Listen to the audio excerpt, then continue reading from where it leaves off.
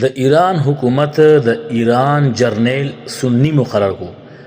په ایران کې د ایران حکومت جرنیل سنی یعنی اهل سنت والجماعت والا مقرر کو.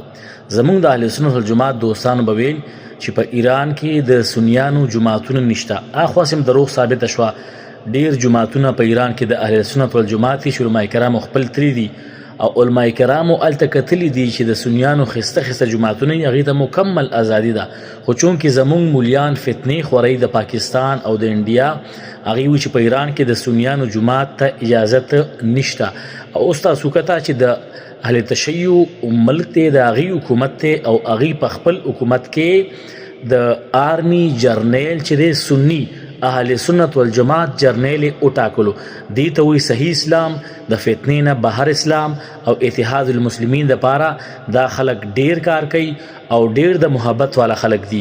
او اصل اسلام هم دا دی چې فرقې نه بالاتر د لا اله الا الله محمد رسول الله کلمې والا، الله منونکې، قرآن منونکې او د رسول الله منونکې څوک چې وي دا مسلمان دی، کاغه شیعه وي، کاغه سني، کاغه بریلی، کاغه دیوبندي، کاغه پنجپیری، کاغه مماتی او کاغه حیاتی او کاغه تبلیغی او کاغه جهادي، دا ټول مسلمانان دي.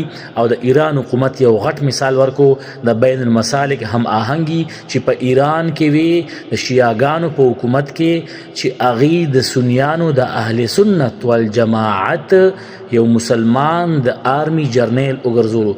دې نه غټ مثال د مسلمانۍ نشته. الله پاک دې زموږ ټولو مسلمانانو منځ کې اتفاق او اتحاد راولي، او کوم ملیان چې اختلاف راولي او کوم ملا بل ته کافر وي بل ته کافر وي او معاشره کې د مسلمانانو منځ کې فساد پیراوي، الله پاک دې ته هدایت وکړي. که هدایت په نصیب کړي الله پاک دې دا خلک اسرائیل سره په آخرت کې راپاسي.